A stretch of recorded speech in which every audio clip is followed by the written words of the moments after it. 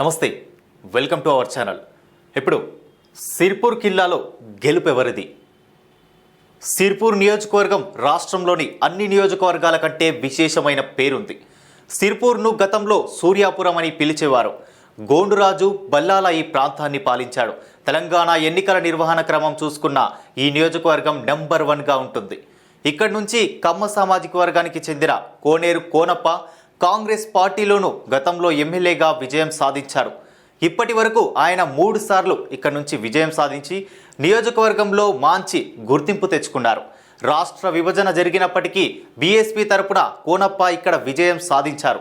ఇక్కడ గెలిచిన వారు రాష్ట్రంలో అధికారంలోకి వస్తారు లేదా అధికారంలో ఉన్న పార్టీలోకి వెళ్తారని బలమైన విశ్వాసం ఉంది. ఈ నియోజకవర్గం నుంచి కాంగ్రెస్ తరపున కోనేరు కోనప్ప బంధువు మేనల్లుడు రావి శ్రీనివాస్ బరిలో నిలుస్తోండగా బీజేపీ నుంచి పాల్వాయి హరీష్ బాబు రేసులో ఉన్నారు.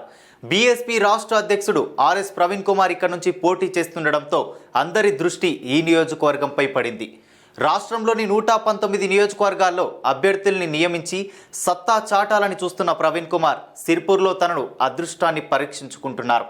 సిర్పూర్ అసెంబ్లీ సెగ్మెంట్లో మొత్తం 293 బూత్లు ఉండగా ఇక్కడ పురుష ఓటర్లు 1,11,924, అలాగే స్త్రీల ఓట్లు 1,11,039 ఉండగా, అలాగే ట్రాన్స్జెండర్ల ఓట్లు 10 ఉండగా ఓటర్లు మొత్తం 2,22,973 ఉన్నారు.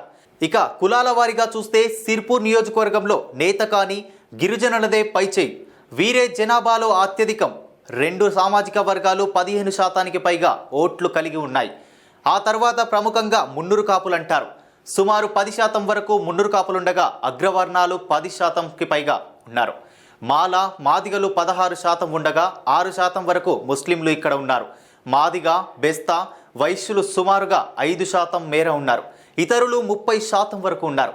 మరి ఇక్కడ ఎవరి గెలుపు ఎలా ఉండబోతుంది, ఎవరి ముందడుగు ఎలా ఉండబోతుంది అనేది మరికొన్ని రోజుల్లో వేచి చూడాల్సిందే.